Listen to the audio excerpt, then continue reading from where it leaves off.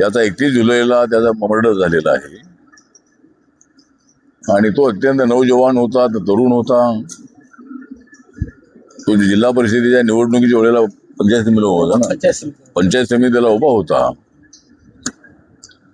आणि त्या कारणामुळं त्याच्यावर त्याचा आणि काही गावातल्या लोकांचा झगडा होता आणि मध्यंतरी काहीतरी दोन ग्रुपमध्ये मारामारी झाली होती. त्याच्यामध्ये संतोष सावळे याच्यावर 307चा गुन्हा होता आणि तो अत्यंत डॅशिंग असणारा कार्यकर्ता असल्यामुळं त्याला रिपब्लिकन पक्षाचा तालुका अध्यक्ष बनवलं होतं. पण रिपब्लिकन पक्षाची भूमिका ही आहे की दलित आणि सवर्ण हा संघर्ष थांबला पाहिजे. कारण संविधानाच्या अरे बाबा तिकडं काय गडबड करताय आपल्या लोकांना सांगा, प्रेस आहे तर सगळे यात येतं का. तर आपल्या संविधानाचे आर्टिकल 17 प्रमाणे जाती व्यवस्था संपवण्यात आलेली आहे, खत्म केलेली आहे. पण अजूनही काही लोकांची मानसिकता बदलली नाही आहे आणि आजही दलितांवरती देशभरामध्ये अत्याचार होता. महाराष्ट्र हा तर फुले शाहू आंबेडकरांचा महाराष्ट्र आहे आणि या महाराष्ट्रामध्ये अशा पद्धतीचे अत्याचार होणं योग्य नाही. आणि एक गोष्ट ही आहे की महाराष्ट्रामध्ये मोठ्या प्रमाणात परिवर्तन होत आहे. माझ्या पक्षामध्ये माझा पक्ष फक्त दलितांचा नाही तर मराठा समाजाचे अनेक कार्यकर्ते माझ्या पक्षासोबत आहेत. ओबीसी समाजाचे अनेक लोक माझ्यासोबत आहेत. हिंदू समाज असेल, मुस्लिम समाज असेल, ख्रिश्चन समाज असेल, बौद्ध समाज तर आहेच आहे. तर अशा अनेक आपलं जे जैन समाज आहे, शीख समाज आहे, तर अशा सर्व जाती धर्माचे लोक आपल्या पक्षामध्ये आहेत. कारण बाबासाहेबांनी रिपब्लिकन पक्ष यासाठी स्थापन केला होता की तो फक्त दलितांचा असू नये, तर त्या पक्षामध्ये सगळ्या जाती धर्माचे लोक आले पाहिजे. आणि पक्ष चालवायचा असेल, राजकारण करायचं असेल तर निवडून आलं पाहिजे. निवडून यायचं असेल तर एका जातीच्या मतावर निवडून येत नाही. आणि मी स्वतः हरलेलो आहे. बाबासाहेबांचं म्हणणं होतं की बाबासाहेब आंबेडकर 2 वेळेला 1952 आणि 54 निवडणुकीत हरले होते आणि ऑल इंडिया शेड्यूल कास्ट फेडरेशनच्या नावावर ते लढले होते. पण फक्त दलितांच्या मतावर निवडून येणं अशक्य आहे, म्हणून रिपब्लिकन पक्षाची जी कल्पना त्यांच्या डोक्यामध्ये होती आणि त्यांच्या डोक्यामध्ये ही कल्पना होती की काँग्रेसच्या विरोधामध्ये एकच पक्ष असावा, तो रिपब्लिकन पक्ष असावा. जनता पार्टीच्या वेळेला जो झाला होता, सगळे अपोजिशन एकत्र आले होते आणि काँग्रेसच्या विरोधामध्ये एकच आघाडी होती, म्हणजे एकच पक्ष होता, ते जनता पक्ष. अशी आयडिया बाबासाहेबांची होती. तर परभणी जिल्ह्याबद्दल आम्हाला आदर आहे. परभणी जिल्हा हा तसा इरिगेटेड असणारा जिल्हा आहे. या ठिकाणी दलित आणि सवर्णांमध्ये चांगलं वातावरण असलं पाहिजे अशी आमची भूमिका आहे. पण परभणी जिल्ह्यामध्ये अत्याचाराचं प्रमाण जास्त आहे.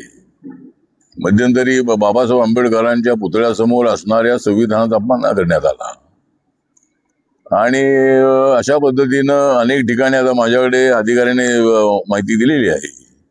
2012 पासून ते 25 पर्यंत एकूण 22 मर्डरची केसेस झालेली आहे आणि अलीकडे महाराष्ट्र सरकारने चांगला निर्णय घेतलेला आहे की ज्या ज्या ठिकाणी दलितांचा मर्डर झालेला आहे, खून झालेला आहे, त्या ठिकाणी आमच्या केंद्रीय मंत्रालयाच्या वतीनं 8,25,000 रुपये आम्ही त्यांना मदत देतो आणि एका व्यक्तीला नोकरी देण्याचा निर्णय आपल्या राज्य सरकारचा आहे. त्यामुळे आतापर्यंत या 22 प्रकरणामध्ये 15 लोकांना नोकरी मिळाली आहे, सरकारी नोकरी. 7 प्रकरण प्रलंबित आहेत, ते त्यांना लवकरात लवकर नोकरी मिळेल. आणि आता संतोष सावळेंच्या प्रकरणामध्ये पोलिसांनी ताबडतोब 302चा गुन्हा लावलेला आहे, तर चांगली गोष्ट केलेली आहे. कारण संतोष सावळे हा मोटरसायकलवर जात असताना प्लॅनिंग करून 4 व्हीलरनी त्याच्या मोटरसायकलवर गाडी घातली आणि त्यांचा प्लॅन असा होता की हा अपघात आहे अशा पद्धतीचा प्रयत्न त्यांचा होता, म्हणजे अपघातामध्ये त्यांचा मृत्यू झालेला आहे. पण मागे एक पोलीस जो होता तो मागे त्या ह्याच्यामध्ये होता आणि पोलीस हा या प्रकरणामध्ये आय विटनेस आहे. म्हणजे पोलिसांनी सांगितलंय की हा अपघात नसून हा मी सगळं पाहिलेलं आहे आणि त्यांनी गाडी अंगावर घातलेलं मी पाहिलेलं आहे. त्यामुळे पोलिसांनी मर्डरची केस लावलेली आहे.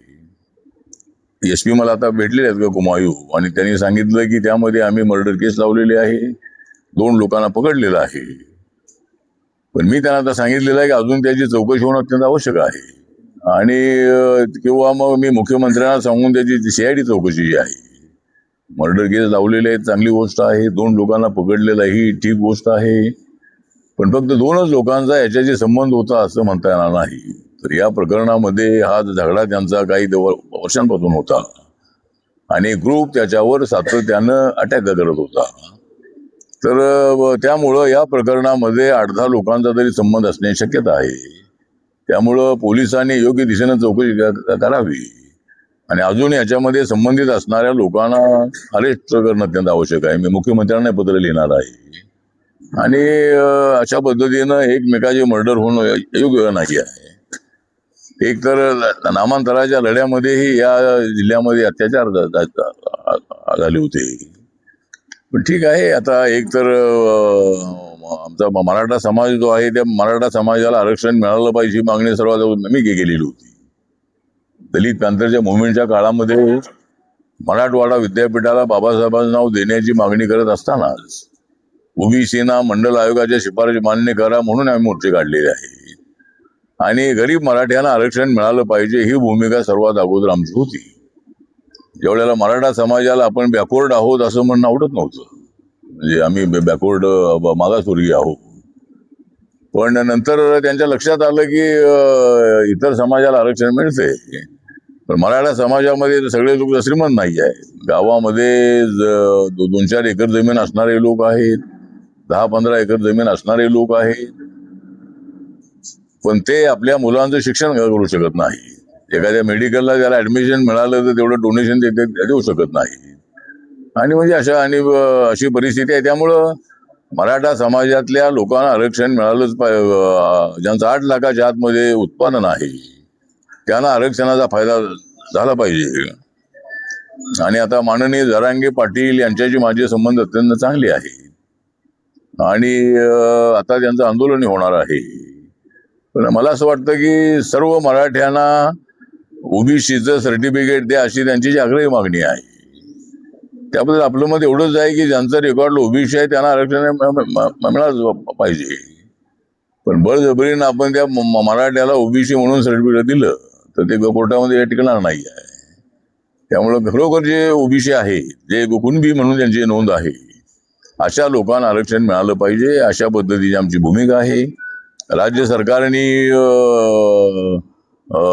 मनोज जरांगे पाटील यांच्या आंदोलनानंतर पण ही गोष्ट मात्र मी मान्य करतो की आजपर्यंत एकाही मराठा नेत्याला मराठा समाजाला खडबडून जागा करता आलं नव्हतं.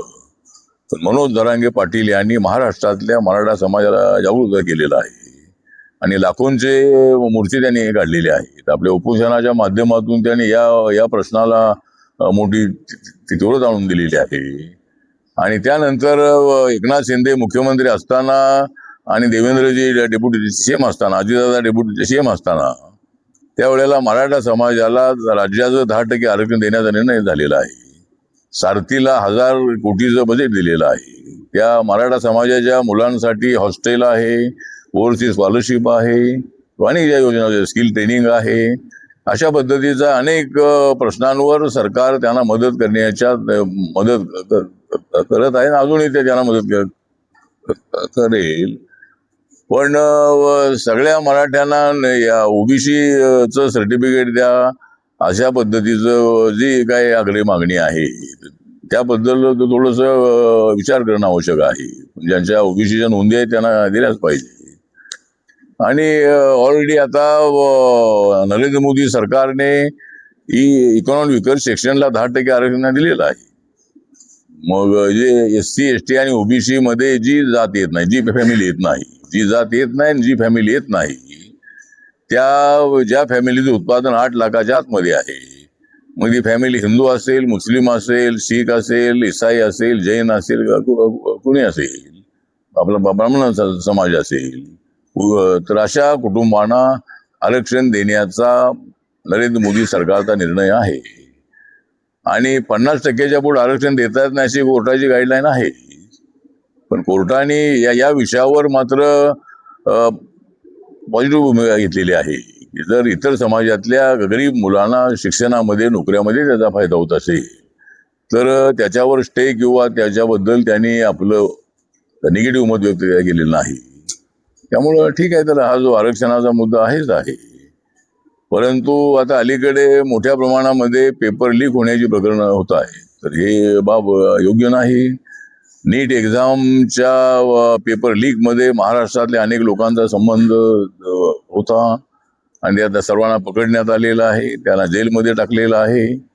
आणि आताच आमच्या एनडीए सरकारने निर्णय घेतलेला कायदा बनवलेला आहे आणि त्या अशा पद्धतीच्या घटना करणाऱ्यांना 10 वर्षाची शिक्षा करण्याचाही एक कायदा आहे आणि त्यांना फाईन सुद्धा करण्याचा निर्णय आहे. त्यामुळं एक तर सरकारची जबाबदारी आहेच आहे, परंतु समाजामधल्याही अशा काही लोकांनी अशा पद्धतीचा भ्रष्टाचार, अशा पद्धतीचं ब्लॅकमेलिंग असं करणं अत्यंत अयोग्य आहे आणि मुलांच्या जीवनाशी खेळण्याचा प्रयत्न अयोग्य आहे. त्यामुळं मला असं वाटतं की पुन्हा अशा पद्धतीचे पेपर लीक होऊ नये यासाठी प्रयत्न आपल्याला करणं आवश्यक आहे.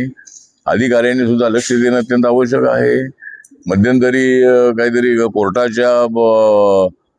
कोर्टामध्ये जी भरती होती क्लेरिकलची वगैरे, त्याच्यामध्ये काय टेक्निकल अडचणी त्यामध्ये होत्या, तर अधिकाऱ्यांनी एक्झामच्या अगोदर सगळं त्याचं क्लिअर करणं अत्यंत आवश्यक आहे. मुलांना अशा पद्धतीचा त्रास देणं योग्य नाही असं आपलं मत आहे.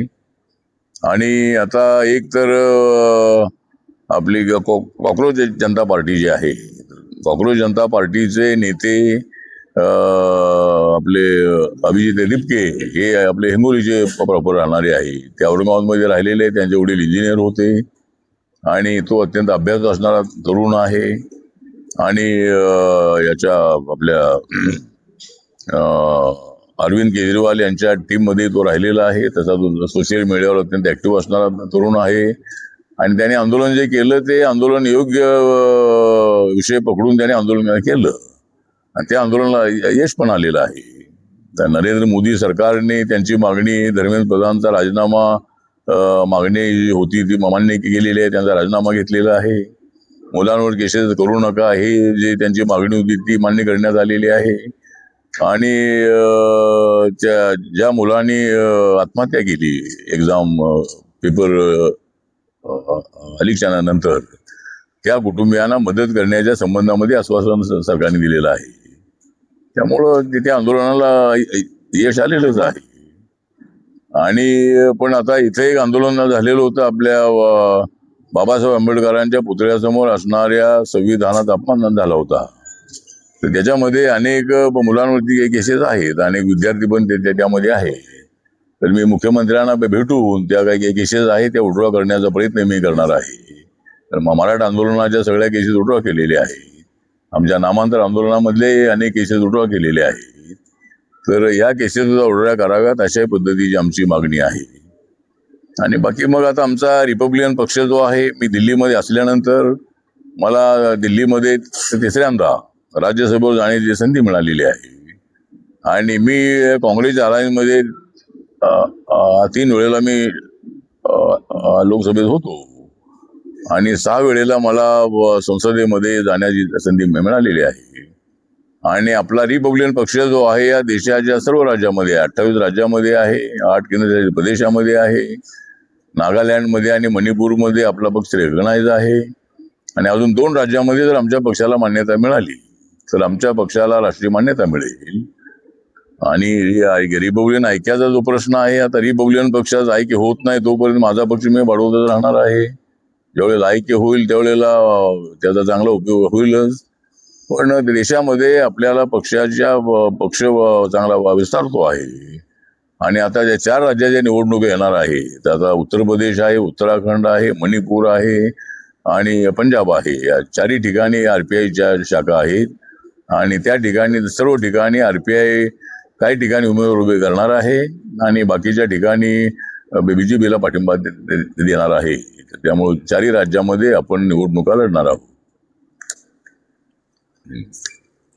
जात निहाय जनगणनेचा मुद्दा होता. अद्यापही मोदी सिंगचा